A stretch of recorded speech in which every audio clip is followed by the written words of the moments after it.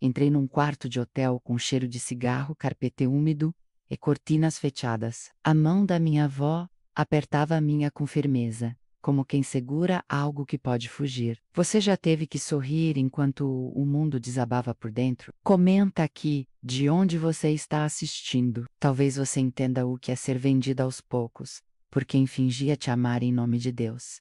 Eu me chamo Mirella. Cresci sendo chamada de a neta perfeita da Dona Ermelinda, uma boliviana tida como santa no bairro. As pessoas a reverenciavam como um anjo devoto, que rezava todos os dias, cozinhava para os pobres e sempre levava um terço nas mãos. Mas dentro da nossa casa, as mãos dela tinham outra função. Fui morar com ela depois da morte dos meus pais. Me disseram que foi um acidente de ônibus, mas eu nunca vi corpos, só guardo uma foto em preto e branco Maio Mansada, onde minha mãe me segura com força demais e olha para a câmera como quem implora ajuda. Na época achei que era medo do flash. Hoje, acho que ela já sabia o que me esperava. A casa da minha avó era uma mistura de altar com prisão. Cada parede tinha um crucifixo, mas também tinha silêncio demais. Ela me ensinou a não rir alto, a não correr, a não responder. Dizia que menina obediente era reflexo de bênção, e que Deus ouvia até o que eu pensava. Nos domingos, a rotina era sagrada: igreja de manhã, almoço sem carne, oração da tarde, e depois, os compromissos. Ela dizia que íamos visitar irmãos necessitados. Às vezes era um prédio velho, às vezes um hotel, às vezes um carro com vidros escuros. O trajeto mudava, mas o destino era sempre o mesmo. Um lugar onde meu corpo não era meu. Lembro do primeiro homem, alto, cheiro de loção forte, mãos geladas. Me olhou como se eu fosse um objeto caro. Minha avó me disse para tirar os sapatos. Eu perguntei por quê. Ela respondeu: por respeito, Mirella. Isso é sagrado. Nunca entendi o que havia de sagrado naquele momento, mas obedi. Obedecer sempre foi minha melhor defesa. Depois desses encontros, ela me dava um presente, uma boneca, um vestido novo, doces importados. Dizia que estávamos ajudando o nosso povo, que com aquele dinheiro, ela podia enviar comida para a Bolívia, que Deus via meu sacrifício e me amava ainda mais por isso. No começo eu acreditava. Eu era criança, e a única explicação para aquilo não ser errado era o amor dela. Um amor confuso, cortante, mas ainda assim o único que eu conhecia. Ela penteava meu cabelo à noite, me contava histórias sobre as montanhas da Bolívia, me dizia que eu era uma escolhida. E eu acreditava, porque precisava acreditar em alguma coisa para não enlouquecer. Mas meu corpo começou a entender. Antes de mim, vomitava à noite. Tinha crises de pânico sem saber o que era isso. Tremia quando ouvia passos de homem na calçada. Um dia, me escondi dentro do armário por horas. Ela me encontrou e disse que eu estava sendo atacada pelo diabo. Me fez ajoelhar em grãos de milho até sangrar. Depois, me deu chá e cantou baixinho no meu ouvido. Essa era a lógica dela: punir e consolar. Tudo em nome de Deus. Aos 9, eu ouvi ela gritando com um dos homens ao telefone. Ela dizia: ela é minha. Eu decido quem a usa. Essas palavras cortaram algo dentro de mim. Eu não era neta. Eu era mercadoria. E ela minha pastora e carcereira. Na escola, todos me achavam tímida, educada, exemplar. Ninguém via o que estava por trás do uniforme alinhado. Nenhum professor notava que eu nunca me permitia tocar nas outras crianças. Que meus olhos nunca sorriam. Eu aprendi a disfarçar tão bem que me tornei um fantasma em corpo de menina. Comecei a perceber detalhes. Envelopes escondidos dentro da Bíblia. Telefones de anotações com códigos, nomes como Fiel 23, Anjo Azul, Senhor J, datas escritas com caneta azul e riscadas com vermelho. Eu observava tudo, cada movimento, cada mentira, mas o que mais me destruía era a divindade. Parte de mim ainda queria acreditar que ela me amava. Ela me dava sopa quente, benzia minha testa, disse a que me protegeria de todo mal. Mas quem protegeria de quem dizia me proteger? Até que um dia, um homem novo apareceu. Diferente. Frio. Ele me olhou com uma expressão dura e disse: parece com a outra. Eu não entendi. Outra quem? Outra o quê? Mas naquele momento, minha alma soube. Eu não era a primeira. talvez nem a mais nova. Eu era só mais uma peça em um ciclo antigo. E alguma coisa dentro de mim gritou por socorro, menos mesmo que ninguém estivesse ouvindo. Durante muito tempo eu achei que estava exagerando, que talvez fosse só minha cabeça, que outras meninas também passavam por coisas parecidas, que o mundo era mesmo cruel com quem nasce mulher e pobre. Mas um dia, minha avó me levou com outra criança, e tudo desabou. O nome dela era Brenda Lee. Tinha uns 8 anos, cabelos cacheados e olhos que pareciam 2 luas cheias de medo. Foi a primeira vez que vi minha avó dividir o trabalho. A outra senhora, menos também boliviana, menos ficou do lado de fora, conversando com minha avó como se estivessem trocando receitas de sopa. E eu fiquei ali, de mãos dadas com uma menina que não entendia o que estava prestes a acontecer. Brenda Lee chorava tanto que chegou a vomitar. E ainda assim, ninguém interrompeu nada. Quando tentei segurar a mão dela, ela me empurrou, como se eu fosse parte do mal. E talvez eu fosse, porque eu sabia o que ia acontecer, e não fiz nada, não pude. Eu era só uma criança a mais, naquele porão de pecados disfarçados de caridade. Voltei para casa calada. Fiquei 3 dias sem falar. Não comia, não chorava. Só sentava na beira da cama, olhando fixo para a parede, esperando, não sabia o quê, um milagre, um anjo, qualquer coisa, mas nada veio. Só o cheiro do feijão no fogão e o som da voz da minha avó cantando louvores no rádio. Foi quando decidi tentar falar com alguém. Na escola, uma professora parecia mais atenta que as outras. Quando ela me perguntou se estava tudo bem, eu sussurrei que às vezes minha avó me deixava com homens estranhos. Ela me olhou, franziu a testa, perguntou: "Você está dizendo que é abuso?" Eu congelei. Não conseguia dizer essa palavra. Ela me dava nojo. Eu disse que era coisa da igreja. Ela sorriu, aliviada, e disse: "Então é missão." E me mandou de volta para a sala. Aquele sorriso doeu mais do que qualquer castigo que minha avó já tivesse me dado. Depois disso, me fechei, enterrei minha voz num buraco que nem eu sabia onde estava. Passei a andar com os olhos abaixados, mas com a mente alerta. Eu comecei a registrar tudo: nomes, datas, rostos, cada encontro, cada frase, como se minha mente fosse uma câmera oculta. Foi assim que achei um caderno velho no lixo. Comecei a escrever, primeiro com medo, depois com fúria. Anotei tudo o que lembrava, desde o primeiro quarto até a última conversa escutada por trás da porta. Era meu grito, disfarçado de grafite. Minha avó percebeu que algo em mim havia mudado, mas não se preocupou, pelo contrário. Elogiava minha nova postura. Dizia que eu finalmente estava pronta, que Deus tinha me moldado com sofrimento e que agora eu era pura luz. Mas eu sabia que era só casca. Por dentro, eu estava morta. As noites eram longas e o Neil deitava de olhos abertos, revivendo cenas, imaginando como seria fugir, ou morrer, ou desaparecer. Fantasiava com formas de sumir. Às vezes pensava que talvez, se eu gritasse no meio da igreja, alguém me ouviria. Mas nunca gritei. O medo era maior que o desespero.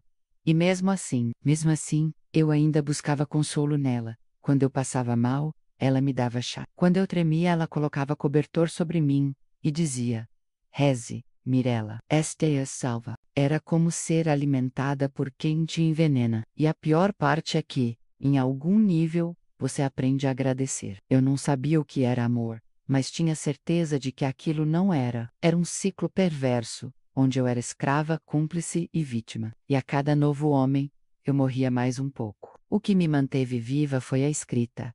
O caderno virou confidente, prova, refúgio, e ali no papel, eu comecei a ensaiar minha revolta. Não era fuga, era vingança. E séria, silêncio. Se essa história tá te deixando sem palavras, fica comigo até o fim. O que aconteceu depois da minha tentativa de fuga é algo que nem os anjos da igreja dela conseguiriam encobrir. Eu não tinha um plano, só tinha pressa. Acordei com um peito apertado e uma vontade de correr que não cabia mais dentro de mim. Minha avó pediu que eu fosse até o mercado. Era raro ela me deixar sair sozinha, mas naquele dia confiou demais no medo que ela mesma havia semeado. Só que algo dentro de mim rompeu. Com as compras em mãos, caminhei direto pro ponto de ônibus. Entrei no primeiro que passou, sem olhar o letreiro. Só sentei. Um vazio cheio de pânico e esperança me invadiu. Uma senhora sentou ao meu lado. Me ofereceu uma bala. Eu aceitei,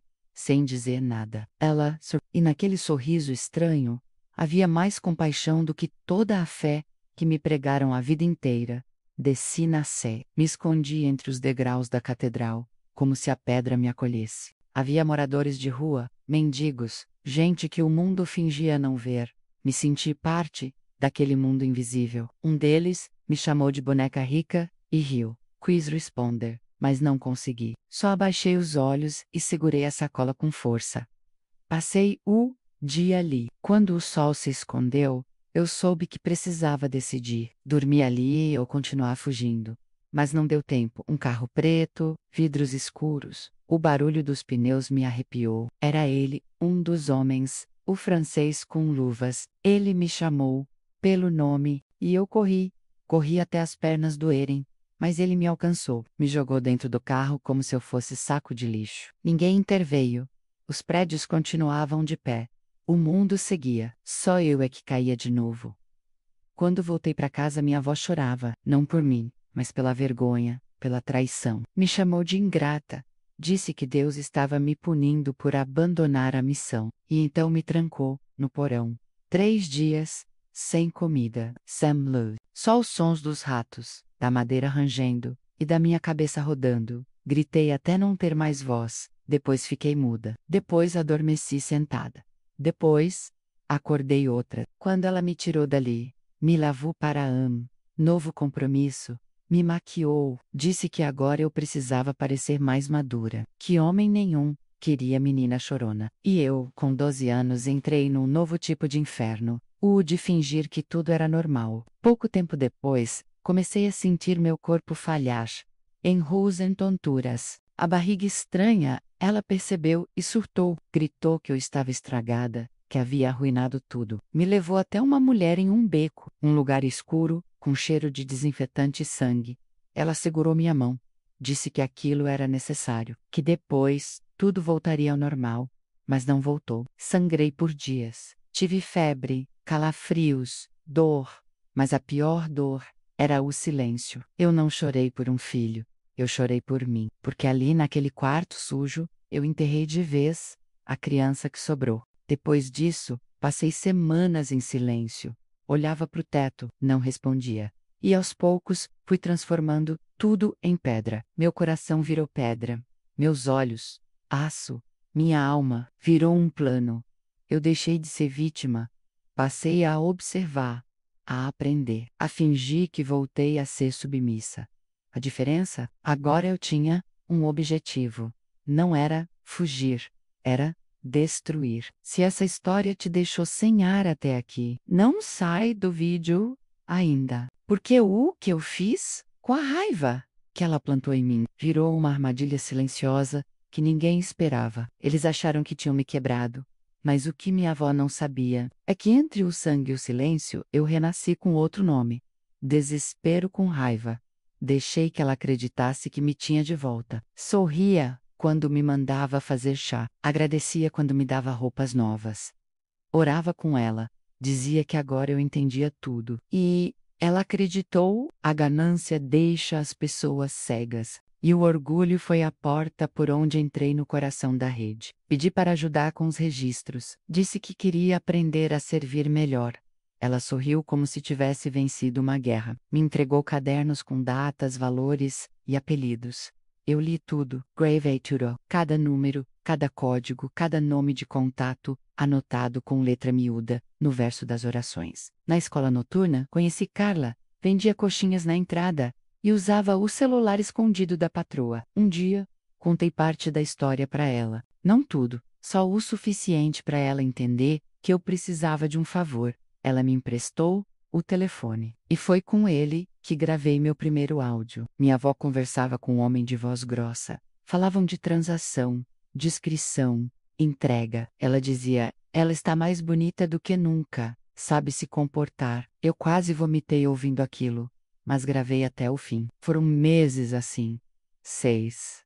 Para ser exata, gravando, fotografando placas, memorizando conversas. Me infiltrei como se fosse a pupila perfeita, mas era só uma sombra, com sede de justiça. Um dos homens, o francês, era descuidado, falava demais, me contava onde ficava hospedado, os amigos com quem dividia o serviço, o apoio que recebia de autoridades. Outro era diplomata, disse que tinha imunidade, que ninguém tocaria nele. E foi essa arrogância que me deu o caminho. Com Carla, escrevemos uma denúncia anônima.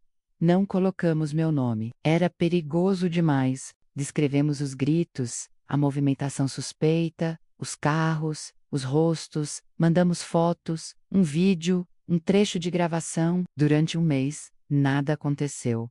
Minha avó seguia com a rotina. Os homens continuavam vindo. Eu continuava sorrindo. Por dentro, implodia. Até que, numa manhã qualquer, ouvi batidas fortes na porta. Polícia Federal? Abre? Ela congelou, tentou correr até a gaveta dos documentos. Mas era tarde demais. Invadiram a casa. Vasculharam tudo. Levaram cadernos, celulares, dinheiro em moeda estrangeira. Ela gritava que era mulher de Deus, que era caridosa, que estavam cometendo um engano. Eu estava servindo chá calma, silenciosa, vendo o mundo dela desmoronar como ela fez com o meu. Fui levada para um abrigo. Lá, dormi, sem precisar fechar as pernas. A operação estourou em 3 estados. Pegaram empresários, policiais aposentados, estrangeiros com foro. Alguns fugiram, mas o nome dela, Hermelinda Ruiz, virou manchete. Ela me mandava cartas da prisão. Dizia que eu havia traído a missão divina, que Deus me puniria. Mas o que ela não sabia é que eu ainda tinha mais para mostrar. Você achou que isso era o fim? Ainda não, porque o que veio depois foi ainda mais sujo. E dessa vez, fui eu quem puxou o gatilho. Disseram que eu precisava recomeçar. Novo nome, nova cidade, nova vida. Mas como se apaga o que está gravado na carne? Fui levada para o sul do Brasil, para uma casa de acolhimento ligada a uma organização não governamental. Lá, me chamaram de Isabela de Andrade, um nome que não carregava sangue, que não era sussurrado por homens no escuro, que não tremia nos corredores da igreja, mas por dentro. Eu ainda era Mirella, a garota que sobreviveu a tudo, a que viu, a que ouviu, a que calou, a que agora queria fazer o mundo escutar. Nos primeiros meses, não falei com ninguém. Lia livros compulsivamente, sobre abuso, tráfico, trauma, justiça. Eu queria entender o que tinham feito comigo. No mere adore. Mas nada explicava, nada resolvia. Foi então que voltei a escrever. Comecei com frases soltas, depois relatos, depois memórias completas. Um dos voluntários, Fausto, jornalista, menos percebeu. Você já pensou em escrever um livro? Ele perguntou. E foi como se alguém destrancasse de novo a porta do porão. Escrevi por 2 anos. Com raiva, com lágrimas, com fé. Usei nomes reais, endereços, datas. Não inventei nada. Escantei, porque contar era a única forma de fazer justiça continuar vivendo menos, mesmo quando a justiça não chegava a todos. O livro saiu sob pseudônimo. M. Rua Ruiz. Um tapa direto no nome da mulher que me criou. E destruiu. Ele explodiu. Virou notícia, virou documentário, virou debate. Recebi cartas de meninas, mulheres, vítimas, todas dizendo a mesma coisa. Achei que era só comigo, não era. E então, ele apareceu. Eu estava na saída de uma palestra. Auditório cheio, aplausos, luz forte, e ali, encostado na parede, um homem de terno escuro, luvas, olhos fundos, sorriso torto. Era ele, o homem do quarto 304, o primeiro. Ele se aproximou devagar. Disse que leu tudo, que gostava da forma como eu escrevia, que estava orgulhoso da mulher que eu havia me tornado. Antes que dissesse qualquer outra coisa, eu tirei o envelope do bolso. Era um mandado de prisão, assinado por uma autoridade internacional, obtido com a ajuda da ONG mental e das provas que guardei durante anos. Ele riu, como quem não acreditava, mas quando viu os homens chegando, parou de rir. Foi preso ali, na frente da plateia, na frente da minha nova vida, aquela que ele nunca conseguiu tocar. Hoje eu escrevo, dou palestras, mas ainda sonho com um porão, com os gritos engolidos, com as orações forçadas. A diferença é que agora, sou eu quem tem a chave da porta, e toda vez que a abro, é para libertar outra Mirella que ainda vive presa dentro de si.